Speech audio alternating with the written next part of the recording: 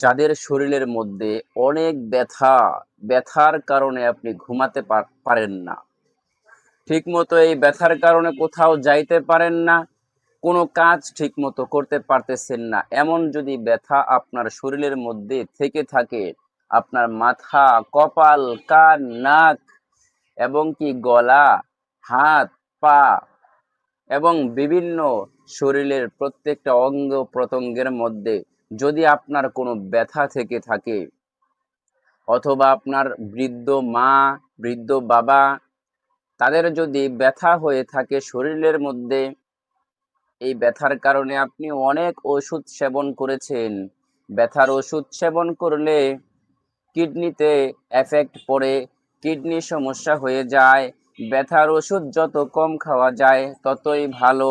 এজন্য ব্যথার ওষুধ খাওয়া যাবে না, যত কম খাওয়া যায়। ব্যথার ওষুধ কম খেয়ে যদি আপনি সুস্থ থাকেন তাহলে আপনার শরীরটা ভালো থাকবে। তাই তো আপনাদেরকে শরীর ভালো থাকার মতো, ব্যথামুক্ত শরীর হওয়ার জন্য আপনাদেরকে একটি আমল আজকের এই ভিডিওতে শিখিয়ে দিব। ইনশাআল্লাহ এই আমলটি যদি আপনারা করতে পারেন তাহলে আপনাদের শরীর থেকে সকল ব্যথা বেদনা দূর হয়ে যাবে ইনশাআল্লাহ। আপনার অন্তরের মধ্যেও ব্যথা থাকতে পারে, গুনাহের কারণে অন্তরটা দুর্বল হয়ে যায়, অন্তরটা ব্যথিত হয়ে যায়। এই অন্তরটাকে সুন্দর করার জন্য, অন্তর থেকে ব্যথামুক্ত হওয়ার জন্য আপনাকে একটি আমল করতে হবে, যে আমলটি আপনাদেরকে শিখিয়ে দিব। এই আমলটি যদি আপনি করেন তাহলে আপনার অন্তর থেকেও ব্যথা চলে যাবে। আপনার শরীরের যে কোনো জায়গায় ব্যথা হোক না কেন, আপনার শরীর থেকে সকল ব্যথা দূর হয়ে যাবে, চলে যাবে। আল্লাহু আকবার, আল্লাহু আকবার।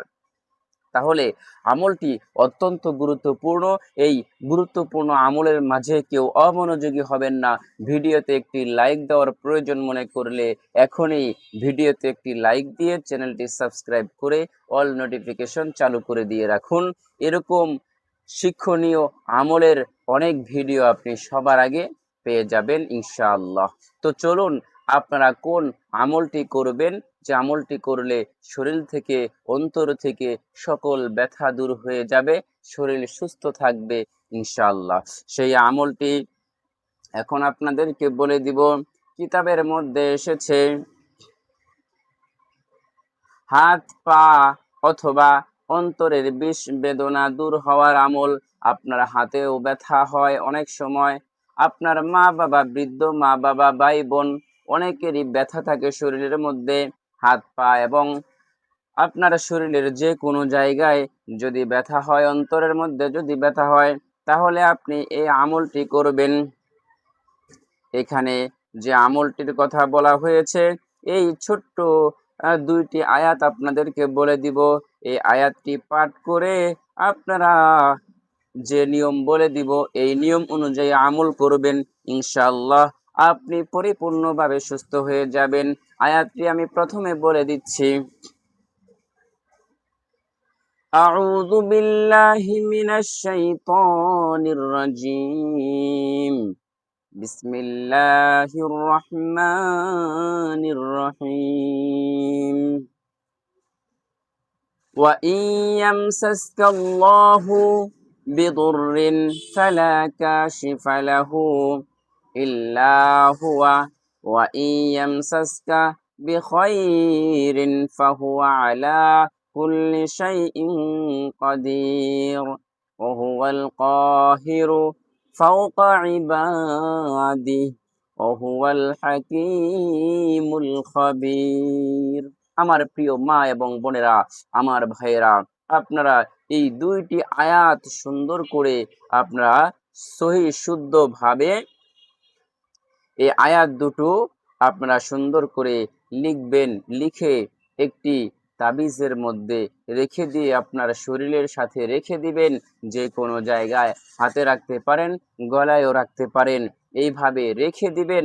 আপনার শরীরটা পরিপূর্ণভাবে ব্যথামুক্ত হয়ে যাবে। হাদিসের এই আমলের কিতাবের মধ্যে এসেছে, এই আমলের কিতাবের মধ্যে এই আমলটি এসেছে। হযরত মাওলানা আশরাফ আলী থানবী রহমাতুল্লাহি আলাইহি এই আমলের কথাটি বলেছেন। অনেক বড় আল্লাহর ওলি এই আমলের কথাটি বলেছেন। এজন্য বিশ্বাসের সাথে আপনারা এই কোরআনের আয়াত আপনারা একটি তাবিজের মধ্যে এই কাগজের মধ্যে লিখে তাবিজের মধ্যে রেখে দিয়ে গলায় অথবা হাতের মধ্যে, ডান হাতের মধ্যে আপনারা রেখে দিতে পারেন। তাহলে আপনার শরীর থেকে বিষ বেদনা, অন্তরের ব্যথা বেদনা আল্লাহ পাক রব্বুল আলামিন দূর করে দিবেন ইনশাআল্লাহ। আমার প্রিয় মা এবং বোনেরা, এটাই ছিল আমল। আয়াতটি আমি ভিডিওর স্ক্রিনে দিয়ে দিব, আপনারা দেখে দেখে সুন্দর করে লিখে নিতে পারেন। এবং কোরআনের কত নাম্বার আয়াতে এসেছে সেটাও বলে দেই। সূরা আনআম, পবিত্র কুরআনুল কারীমের মধ্যে একটি সূরা রয়েছে, সেই সূরাটির নাম হলো আনআম।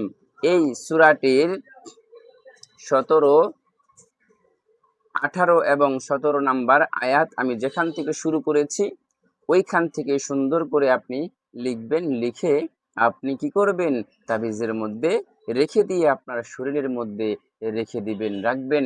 ইনশাআল্লাহ আপনার শরীর থেকে ব্যথা বেদনা দূর হয়ে যাবে ইনশাআল্লাহ। তো আজকের মতো ভিডিওটি এখানেই শেষ করে দিচ্ছি। আমার প্রিয় মা এবং বোনেরা, ভিডিওটি যদি ভালো লাগে তাহলে অবশ্যই আমাদের এই চ্যানেলের পাশে থাকবেন ইনশাআল্লাহ, পরবর্তীতে আরো গুরুত্বপূর্ণ ভিডিও পাওয়ার জন্য। আসসালামু আলাইকুম রহমতুল্লাহি ওয়া বারাকাতুহু।